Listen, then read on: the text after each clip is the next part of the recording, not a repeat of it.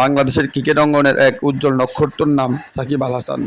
আমরা যারা ক্রিকেট প্রেমী ছিলাম বা আছি, তাদের হৃদয়ে আজীবনের জন্য জায়গা করে নিয়ে আসেন সাকিব আল হাসান।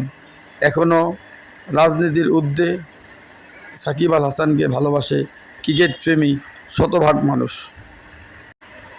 ভারতের ধোনি ৩৯ বছর বয়সে আন্তর্জাতিক ক্রিকেট থেকে অবসর নিলেও ৪৪ বছর বয়সে এখনও আইপিএল সহ ঘরোয়া সকল ক্রিকেটে অংশগ্রহণ করতেছেন। আরেকজন পাকিস্তানের নোমান আলী ৪৪ বছর বয়সে এখনও ক্রিকেটের সকল ফরম্যাটে অবদান রাখতেছেন, খেলতেছেন আন্তর্জাতিক ক্রিকেট। সেক্ষেত্রে সাকিব আল হাসান কি অন্যায় করেছে? সাকিবের অন্যায়, সে বাংলাদেশের নোংরা রাজনীতির শিকার। আমি সংক্ষিপ্ত আকারে সাকিব আল হাসান, মহেন্দ্র সিং ধোনি এবং নোমান আলীর আন্তর্জাতিক ক্রিকেটের চিত্র আপনাদের সামনে তুলে ধরলাম।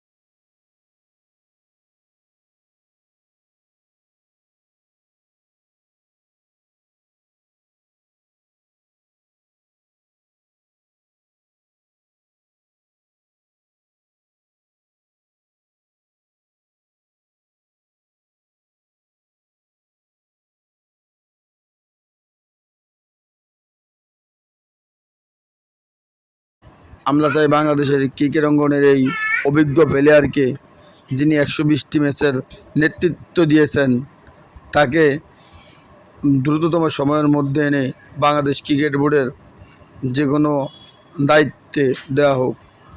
এবং যদি সুযোগ হয়, সাকিব আল হাসান আবার জ্বলে উঠুক তার আপন শক্তিতে, আবার মাঠে আসুক সাকিব আল হাসান। আমরা চাই সাকিব আল হাসান তার নিজের শক্তিতে জ্বলে উঠুক, সাকিবের ব্যাট আবার গর্জে উঠুক বাংলাদেশের পক্ষে। আশা করি আগামী দিনে সাকিব আল হাসানের ব্যাট বাংলাদেশের পক্ষে জ্বলে উঠবে। সুযোগ পেলেই সাকিব আল হাসান বাংলাদেশের পক্ষে আবার দুর্বার গতিতে এগিয়ে যাওয়ার মতো ব্যাটসম্যান এবং অলরাউন্ডার হিসাবে সাকিব আল হাসান এগিয়ে নিয়ে যাবে। আমাদের প্রত্যাশা, সাকিব আল হাসানের হাত ধরে আবার বাংলাদেশের ক্রিকেট তার গৌরবোজ্জ্বল অধ্যায় রচনা করবে। সাকিব আল হাসানের হাত ধরে আবার বাংলাদেশ ক্রিকেট বিজয় অর্জন করবে, এটাই সকল ক্রিকেট প্রেমীর প্রত্যাশা।